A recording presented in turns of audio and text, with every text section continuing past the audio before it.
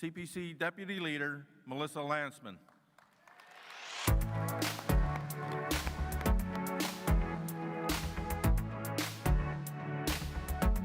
Thank you so much. Thanks for the warm welcome, and thank you for having me today.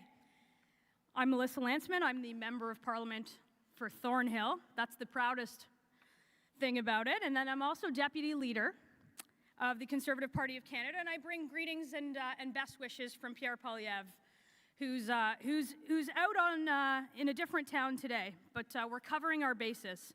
And I want to take a moment to tell you a little bit about who I am, what I believe, and why I spend every single day fighting like so many of you here, and it's nice to be amongst so many friends. It doesn't start in this country, and it doesn't even start with me. It starts with my parents 50 years ago in the former Soviet Union. They were born in that country. They lived a third of their lives there, and they saw firsthand the oppression, the fear, the lack of opportunity that defined the USSR. In 1973, they decided to leave there, seek a better life in another place, and that place was Canada. After 40 years of living behind the Iron Curtain, this country is where they voted for the first time, is where they voted for the first time in a free and democratic election. This is the country where they were able, for the first time, to feel safe in their community. And this is the country where they were free for the first time to speak their minds, worship who they chose, and make their own decisions about how to raise their children. And despite not speaking English as a first language, despite being from an ethnic and religious minority, and despite having to drive a taxi instead of being an engineer like he was in his home country, my father never complained about his new life in Canada. And despite having 2 kids to take care of, holding a job during the day, getting a degree by night, my mom remained extremely grateful to have come to this nation.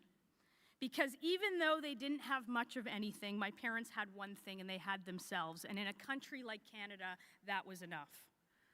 Canada was the land of opportunity, and they knew that by working hard, by playing by the rules, by dreaming big, they could build lives for their children that would be better than the ones that they left behind. That was the deal. It was how it was for generations. That was the promise of the rich history and the freedom of individual rights, the rule of law, the things that we enjoy in Canada. Canada was a place where my parents bought their first home, in a community where I grew up, just north of the Toronto city border. And for my parents, owning their own home, owning their own property, a right so basic, was so completely foreign to them, and it epitomized the promise of this country. To them, a home was the complete opposite of everything they had left behind. It represented liberty, it represented safety and security and the sanctity of family. It represented the opportunity for growth and prosperity, one that their future held. And I want to talk a little bit more about housing, not because it's at the core of what many of you do as municipalities, certainly what we do as governments, but also because it is the core of what it means to be Canadian and what our country offers to so many people who came here. First, I want to, you can clap. I want to thank you, though, today for representing your home communities. I know many of you, I don't know many others, and I know that the work of local mayors, of councillors, of reeves, of wardens, of commissioners, and everybody else in your orbit is often work that's hard, that's thankless, and let's face it, done for free. You have my complete respect and admiration. You have my support for you wanting things to change and for actually doing something about it. And I want to thank FCM for providing the forum to be able to do that better and for having me here today. But back to my parents. For them, owning their own home allowed them to do many other things. For my dad, it was going from taxi driver to small business owner to medium business owner to a successful man that was no longer held back by the lack of recognition for his credentials or his broken English. And for my mom, it was getting a degree in accounting, going to work as a married woman in the 80s, and climbing the corporate ladder while figuring out how to raise 2 kids that turned out half okay. My story and my family's story could only take place in Canada, where someone with my last name can go from the front seat of a taxi to the front row of Parliament in 1 generation, and we must never forget that. And my story's not unique. It might be your story too, and if you've lived it, you know about the deal that I spoke about. And here's how it goes. You work hard, you follow the law, you get a good house in a safe neighborhood, and you get ahead, and you leave a future for the next generation that was better than yours. That's the deal. But that deal is broken. My parents bought their first house north of Toronto, just less than an hour from here. It used to be 30 minutes from now. Now it's sometimes an hour and 15 minutes. But they bought it for $130,000 in 1980. And there was certainly times where it was tough to make ends meet. And with an 18% interest rate on a mortgage on the horizon, a taxi driver could afford to buy a home in a safe neighborhood and raise kids. A house in that very same neighborhood, just down the street from where I grew up, just sold for $1.6 million. In 8 short years, the cost to buy a house has doubled, the average mortgage payment has doubled, and you can barely rent because that cost has doubled too. You don't have to go to Thornhill to see that. The average income to buy the average home in Toronto, or frankly in most places in the GTA now, not a mansion, not an estate, but an average home. The average income you need is $207,000 a year, and you and I both know that there's not a lot of people that make that kind of money every year. It's not just a big city phenomenon, because the standard home price in Canada is double what it was in the US, despite the fact that they have a population 10 times bigger than ours and live on a landmass that is smaller than ours. And it's not just the US. We are the biggest country by area in the G7, and we have the fewest homes per capita. We have more land where no one lives than land where anybody lives. We told our young people, immigrants, nearly everybody else that if they worked hard, if they did everything that they were supposed to do, if they went to school, if they got a job, then they would be able to afford a home. And of course, that they would be better off than their parents and their grandparents, because that was the way it was. It's the way that it had always been. That one day they could be able to raise their own children in the place that they grew up, and that's becoming impossible in this country. But no matter what they do, the dream of a place to live, a place to call their own, is slipping away.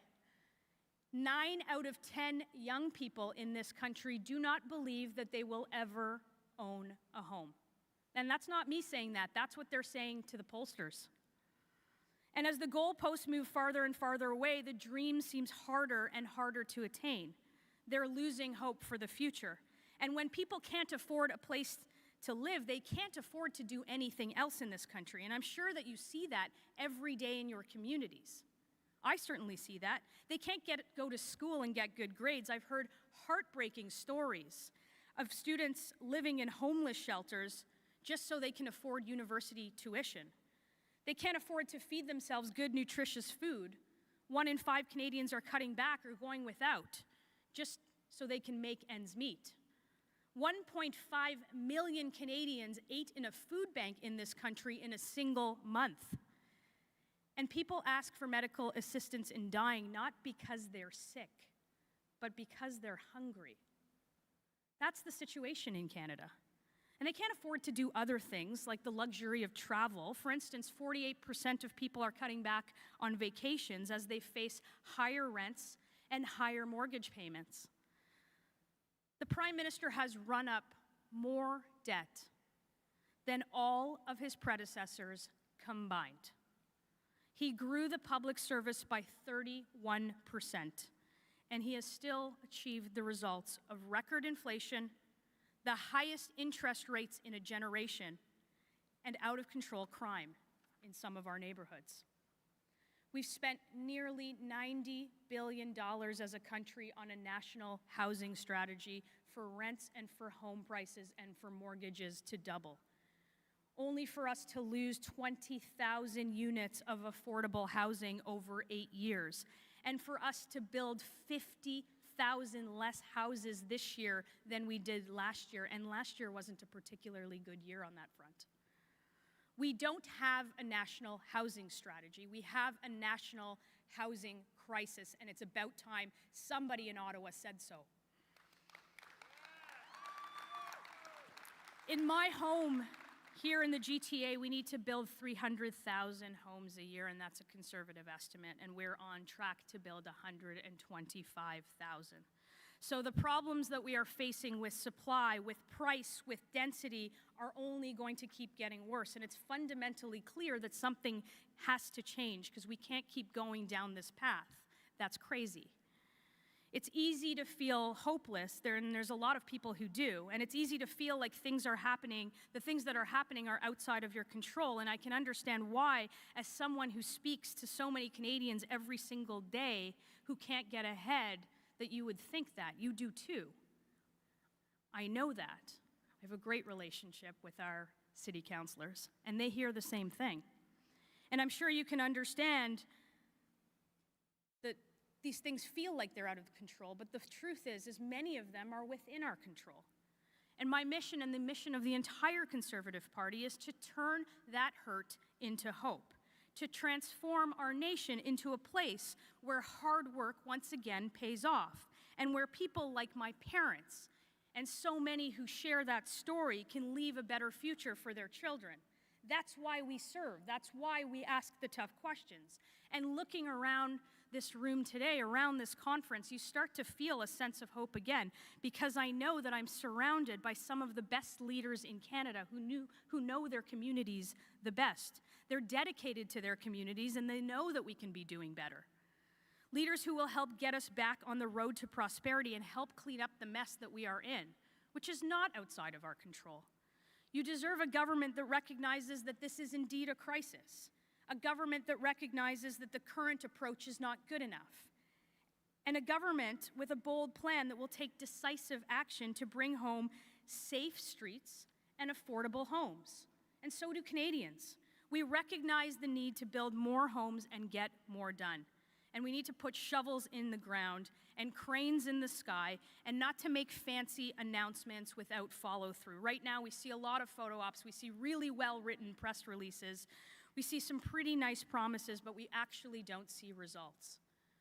And nobody is held accountable. And it matters, because you know that you can't live in an empty lot, and you can't live in a building that's not built, and you certainly can't live in a housing accelerator. And that's the central promise of, I think, what is a broken plan. Where can you live? It's a home, a residence, an apartment, and that can only happen if we get them built. We will use the power of the federal government to help get that done by rewarding cities who get things done faster, who cut red tape, and who actually increase supply. And of course, I know it's not as simple as that. And there are infrastructure needs, the stuff below and the stuff around, but it's a start. I like to compare the current situation, and you'll all remember this, it's like a group project in school. Somebody does a lot of work. There's a few people who do what's needed. There's some people who do nothing at all, and you all get the same result. In school, it's a grade, and in Canada, it's infrastructure funding. It's the same thing. We're doing the crazy thing over and over again. Canada's Conservatives think that the amount that you get should be tied to the amount that you do, and there are so many out here doing so much, leading to fairness in municipalities who actually do the work, and there is no shortage of them. Let's talk about fairness. Let's talk about what it actually means to access supports. There are countless stories of private sector builders, charitable groups, municipalities who have simply given up on accessing CMHC programs because of the difficulties and the red tape associated with them. And there's a lot of shaking heads, yes. And for example, I'll give you this. The Covenant House in Vancouver completed a multi-million-dollar expansion. They applied for CMHC funding, and they were approved for $12 million. But that wasn't before spending $1 million on consultants and reports that it took to get that funding. For less populated communities and small and independent groups, these resources are impossible to attain, or the bureaucracy is impossible to navigate. Many just give up, resulting in a whole lot of lost opportunities.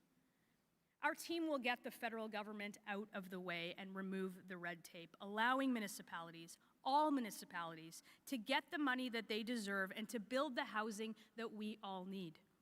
And finally, our government's going to sell off 15% of the underutilized federal buildings and properties, which could be transformed into affordable housing, and we're going to make sure that that happens.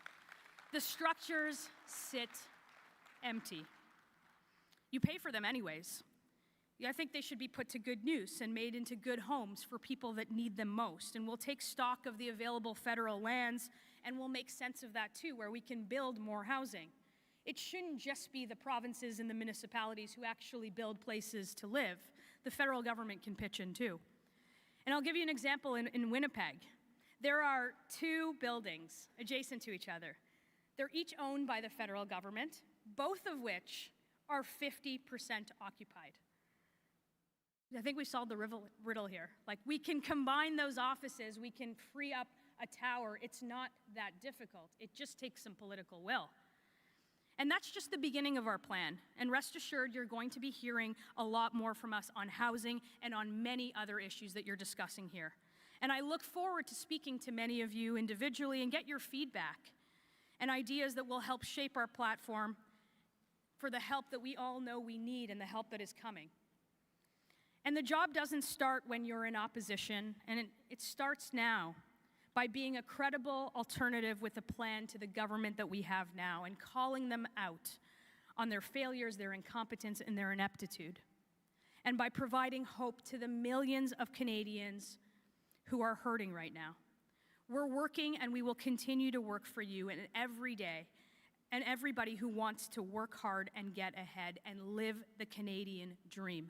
It was true for my parents. It's going to be true for the next generation. It's going to be true for the generation after that, because that's how it's always been. We'll build a nation where it doesn't matter where you come from. It matters where you're going. It doesn't matter who you are, but what you can do. It doesn't matter if your name is Martin or Mohammed or Singh or Smith or Deng or Dubois. It doesn't matter what color your skin is, what language you speak, what your family looks like, if you pray on Friday, on Saturday, on Sunday, or not at all. Some people tell you that it is not possible and that we can't do it and that it's out of our hands and that no one can fix it. But I know that it's possible because we've lived it, because of the work that you do every single day. The government says that we should be happy with what we have and that you've never had it so good. That record inflation, that record home prices, and broken basic services are the best we can do. And Conservatives say that we can do better. On housing, on taxes, on the environment, on ethics, and just about on every other issue in Canada. And we will bring it home for hardworking Canadians, make hard work pay off again, and be the true voice of common sense for the common people that has been lost in Ottawa. You have my complete admiration for the work that you do day in and day out. And I want to thank you for your service and thank you for being here. And best of luck with this wonderful conference. Look forward to chatting.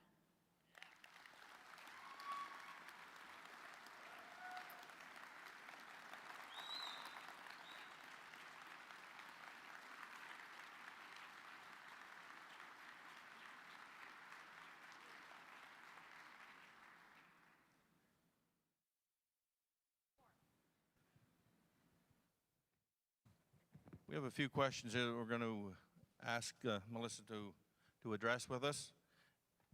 And over the last few years, we've seen an increase in adverse weather events, from the current wildfires in Alberta and the Northwest Territories and the East Coast, to floods, droughts, and more. Canadians from coast to coast to coast have endured a sharp increase in natural disasters.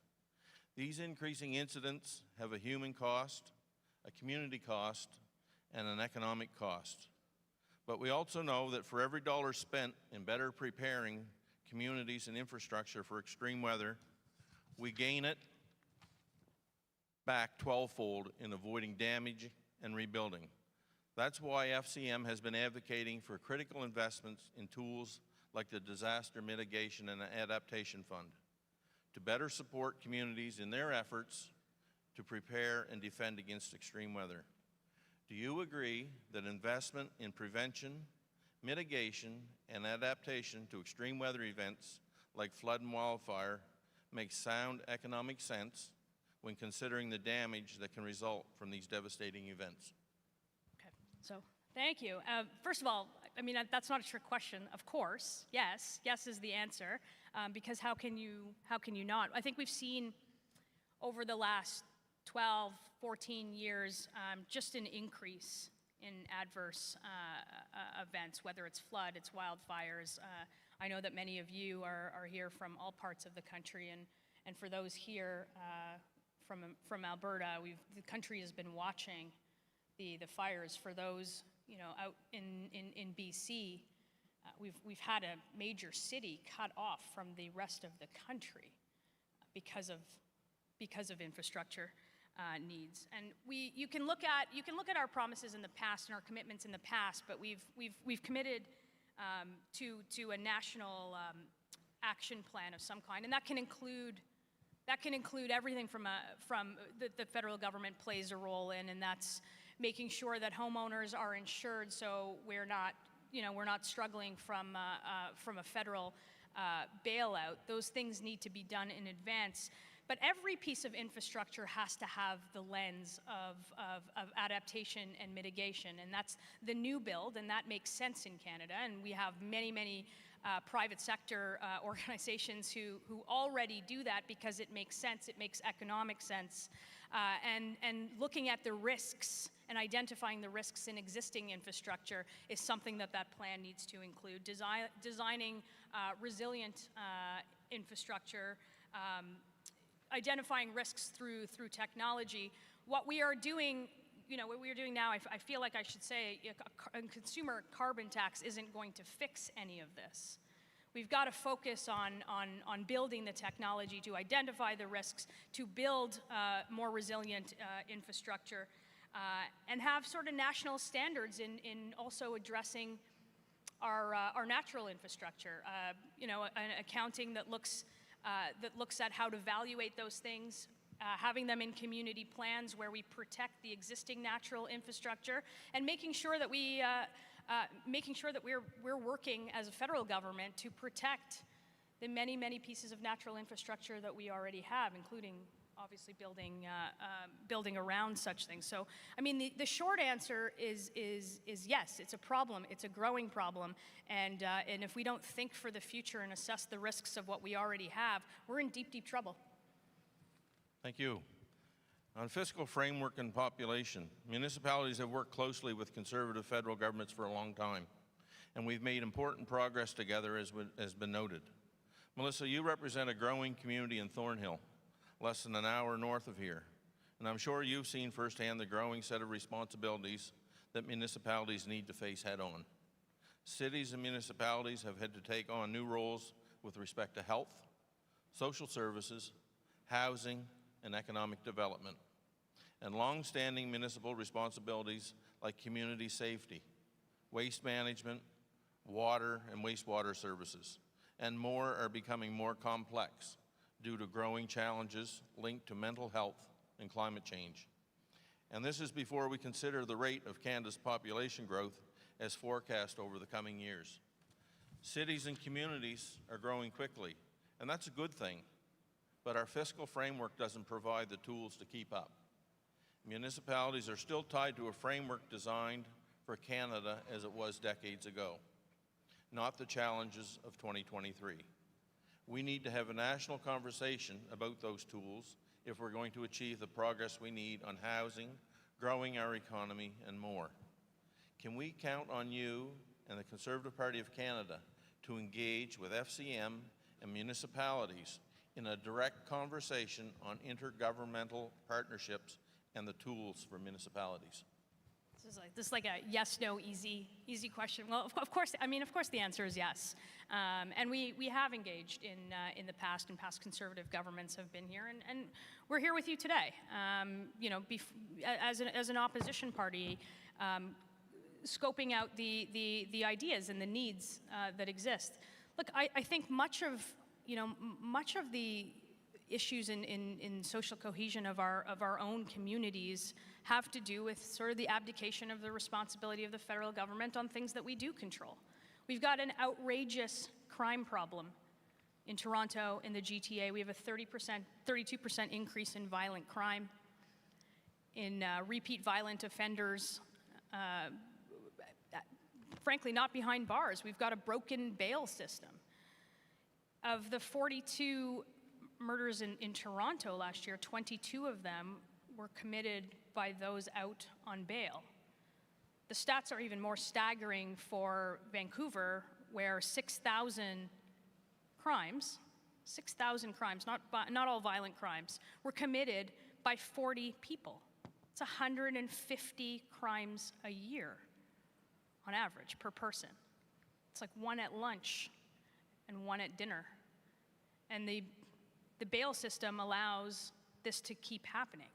So if we're going to get serious about the levers of the federal government, then we've got to get serious where we have the effect that the pressure that is put on the municipalities is taken off. And of course that includes consultation with municipalities on all of the things with regard to what the fiscal framework of municipalities just doesn't support. We've got to do our part too. The same goes on addiction and mental health treatment. Lots of dollars, lots of promises, but the results just aren't there. We're starting to have, for the first time, and one that is well overdue, a national conversation on safe supply, or drug supply, actually, government-funded drug supply. And I hope that conversation shifts into addiction supports, into mental health, into the pillars of housing that is not just doling out drugs. And that's going to take, again, pressure off of the municipalities in the things that you shouldn't be doing, the things that you were never going to do, the things that you were never set up to do, but the things that have been forced into your backyard by, by a federal government that's been absent on some of these big policy files. So yeah, we'll have our conversation in Ottawa, and that should include you at the table, and that should include one that talks about how to take some of the pressure off with the things that we could be doing better today. Thank you. Now I want to touch on the future of infrastructure in Canada. We know that Canada's current and future growth comes with a critical need for municipal foundations to be secured. And we know we need more housing, for example, and you've touched on that in your speech very much. We can't build more housing without core infrastructure. It needs, such as water and wastewater systems, accessible and equitable public transit, roads and community buildings, and more. FCM has consistently called on the federal government to collaborate with municipalities to design and deliver the next generation of infrastructure in Canada. Municipalities own or manage more than 60% of the public infrastructure of this country. What can you tell us about your party's vision for infrastructure investment, and where do you see the best opportunities for the federal parties to work together with municipalities to build strong communities? Well, I was eavesdropping on your great introduction earlier, and the record on our record speaks for itself on the gas tax. Predictable funding for the municipalities, and for 10 years at a time, in terms of knowing what you have in the pot and planning for that. That is the Conservative record of funding for infrastructure for municipalities, and certainly something that we're still very much committed to. Look, I think much of this on where our needs are regional, and they're very different. Our needs in Quebec are different than in populated places of the Lower Mainland, or frankly, if you're from up north, and that's all going to take consultation about what works best. We have deep pools of private capital in Canada that are not being put to work. And you can say that the infrastructure bank is a solution to that, but it's nor a bank, nor does it build infrastructure. And I think we are squandering an opportunity to make sure that we put that capital to work into pieces of infrastructure that actually have a return of investment. So our pension funds aren't necessarily building more highways in places in Europe or in the Middle East than they are right here in Canada. And I think there are ways to do that. And we've got it here. We've got the expertise. We've got the biggest, most successful pension funds in the world just down the street from here. And they're frankly not being put to work because of the regulation, because of the red tape, and because our inability to get the most amazing bounty of resources out of the ground, and our willingness and our political will to do so.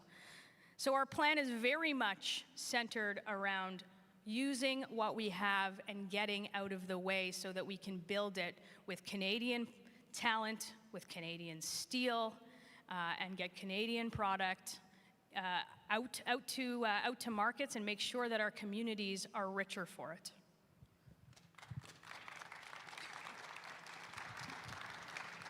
Thank you very much, Melissa, for your remarks and your responses, and for outlining the Conservative Party's commitment to strengthening our communities. At FCM, we appreciate your contributions and look forward to building a stronger federal-municipal partnership as we move forward. Again, thank you very much for your attendance and everyone for being here. And I will now turn the mic over to Catherine to wrap up our afternoon here on the main stage. Again, thank you very much, Thanks Melissa. so much, everyone.